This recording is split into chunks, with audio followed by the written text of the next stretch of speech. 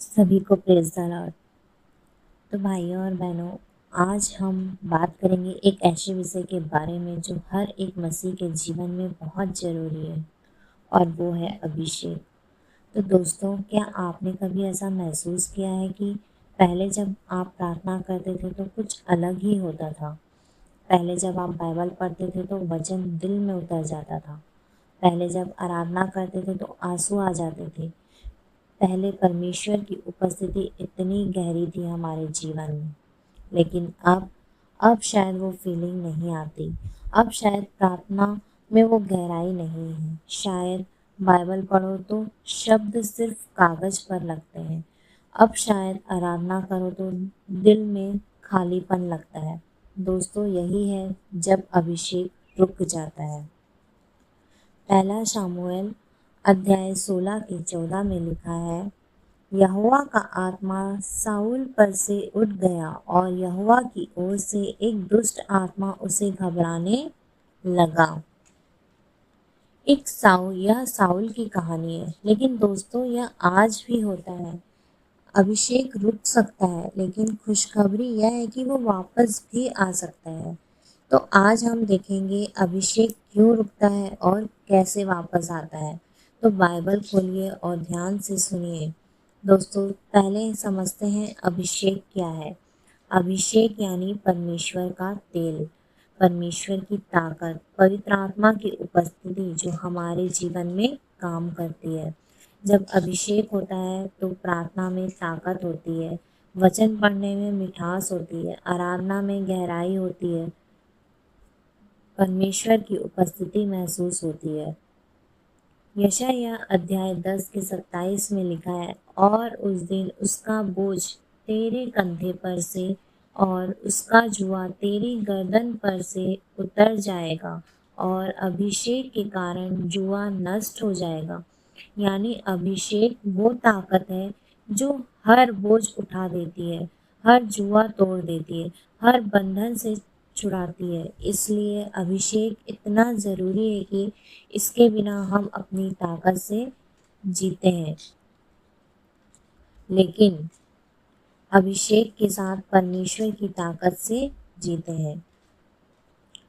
तो फिर हम अब जानेंगे अभिषेक क्यों रुक जाता है। दोस्तों, पहला कारण है पाप।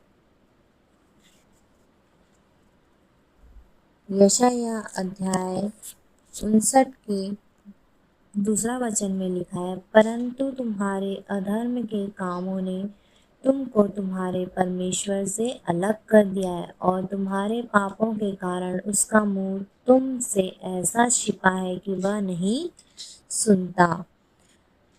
जब हम जानते हैं कि हम पाप में जीते हैं तो अभिषेक रुक जाता है। जैसे एक पाइप में कचरा भर जाए तो पानी नहीं आता, वैसे ही हमारे जीवन में पाप होता है तो परमेश्वर का तेल नहीं आता है।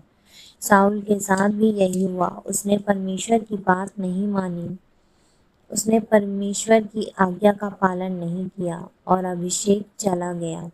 तो दोस्तों, पाप को हल्के में मत लो।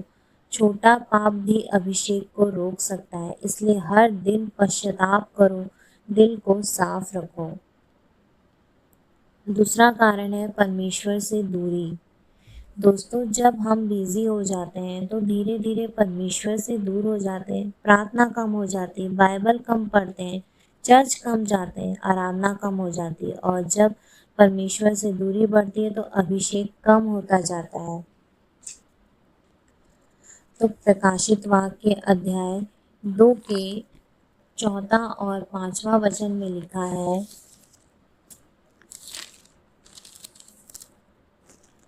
पर मुझे तेरे विरुद्ध यह कहना है कि तूने अपना पहला सा प्रेम छोड़ दिया।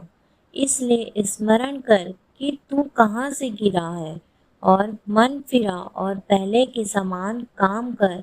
यदि तू मन ना फिराएगा तो मैं तेरे पास आकर तेरी दीवट को उसके स्थान से हटा दूंगा।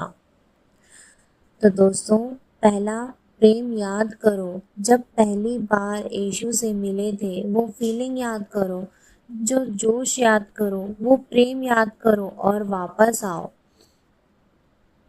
परमेश्वर से प्रार्थना करो, उससे संबंध बनाओ। परमेश्वर से दूर होने की कोशिश भी मत करना। अपने जीवन से पाप को मिटा डालो और हर दिन पश्चाताप करो। तीसरा कारण है कड़वाहट। इफिसियों अध्याय 4 के 30 में लिखा है, 30 और 31 में ऐसा लिखा है, परमेश्वर के पवित्र आत्मा को शोकित मत करो। सब प्रकार की कड़वाहट और क्रोध और रोष और कलह और निंदा सब द्वेष समेत तुमसे दूर की जाए। तो दोस्तों, जब हम किसी से नाराज होते हैं, किसी को माफ नहीं करते, तो पवित्र आत्मा शोकित होता है, और जब पवित्र आत्मा शोकित होता है तो अभिषेक रुक जाता है। इसलिए दोस्तों, जिसने भी तुम्हारे साथ बुरा किया है उसे माफ करो। कड़वाहट मत रखो। यह तुम्हारे लिए नहीं, अपने अभिषेक के लिए करो। चौथा कारण है घमंड। याकूब अध्याय 4 के 6 में लिखा है, वह तो और भी अनुग्रह देता है। इस कारण यह लिखा है, परमेश्वर अभिमानियों का विरोध करता है पर दीनों पर अनुग्रह करता है। दोस्तों, जब हम सोचने लगते हैं मैं बहुत अच्छा मसीही हूँ, मैं बहुत प्रार्थना करता हूँ, मैं बहुत जानता हूँ, तो घमंड आ जाता है, और घमंड अभिषेक का सबसे बड़ा दुश्मन है। परमेश्वर दीन लोगों पर अनुग्रह करता है, टूटे हुए लोगों पर अनुग्रह करता है, जो कहते हैं प्रभु मैं कुछ नहीं, तू सब कुछ है। तो हमेशा दीन रहो। हमेशा याद रखो, अभिषेक तुम्हारी काबिलियत नहीं, परमेश्वर की दया से आती है। हालेलुया। अब हम जानेंगे अभिषेक कैसे वापस आता है। पहला तरीका है पश्चाताप। दोस्तों, अभिषेक वापस लाने का पहला तरीका है पश्चाताप।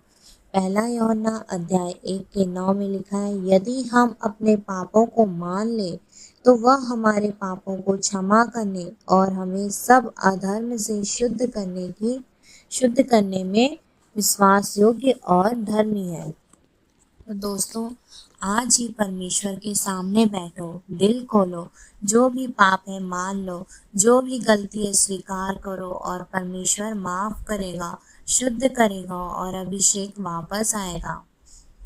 दूसरा तरीका है आराधना में वापस आओ। भजन संहिता अध्याय 22 के 3 में लिखा है, तू पवित्र है, तू इज़राइल की स्तुतियों में विराजमान है। दोस्तों, जब आप आराधना करते हो, परमेश्वर वहाँ आता है, और जहाँ परमेश्वर आता है वहाँ अभिषेक होता है। इसलिए जब दिल में खालीपन लगे तब भी आराधना करो। जब फीलिंग ना आए तब भी आराधना करो। फीलिंग के पीछे मत भागो, आराधना करते रहो और परमेश्वर की उपस्थिति जरूर आएगी।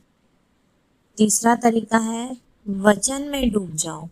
भजन संहिता अध्याय 119 के 105 में लिखा है, तेरा वचन मेरे पाँव के लिए दीपक और मेरे मार्ग के लिए प्रकाश है।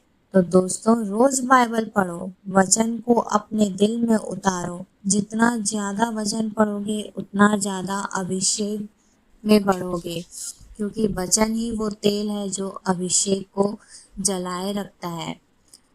चौथा तरीका है माफ करो। मत्ती अध्याय 6 के 14 में लिखा है, यदि तुम मनुष्यों के अपराध क्षमा करोगे तो तुम्हारा स्वर्गीय पिता भी तुम्हें क्षमा करेगा। तो दोस्तों, आज उन सब लोगों को माफ करो जिन्होंने तुम्हें दुख दिया। माफ करना वीकनेस नहीं है, माफ करना एक ताकत है, और माफ करने से अभिषेक का रास्ता खुल जाता है। और पांचवा तरीका है प्रार्थना में लगे रहो। लूका अध्याय 18 के 1 में लिखा है, यीशु ने उन्हें एक दृष्टांत इसलिए कहा कि हमेशा प्रार्थना करते रहना चाहिए और हिम्मत ना हारनी चाहिए। तो दोस्तों, प्रार्थना मत छोड़ो, हिम्मत मत हारो। हर दिन परमेश्वर के सामने आओ और मांगो, प्रभु मेरा अभिषेक वापस दे, मेरी आग वापस दे, मेरा पहला प्रेम वापस दे, और परमेश्वर देगा, वो वादा करता है। हालेलुया। तो दोस्तों, आज हमने देखा अभिषेक रुकता है पाप से, दूरी से, कड़वाहट से, घमंड से, और अभिषेक वापस आता है पश्चाताप करने से, आराधना से, वचन से, माफ करने से और प्रार्थना करने से। तो दोस्तों, परमेश्वर तुम्हारा अभिषेक वापस देना चाहता है। वो तुम्हें कभी खाली नहीं देखना चाहता। वो चाहता है कि तुम उसकी ताकत से जियो, उसकी उपस्थिति में जियो। तो आज एक कदम उठाओ, पश्चाताप करो, आराधना करो, वचन पढ़ो, प्रार्थना करो, और देखो अभिषेक वापस आएगा। आग वापस आएगी। परमेश्वर तुमसे प्रेम करता है। वो तुम्हारे लिए इंतजार कर रहा है। Hallelujah. God bless you. Yeshu आपसे प्रेम करते हैं। आमीन।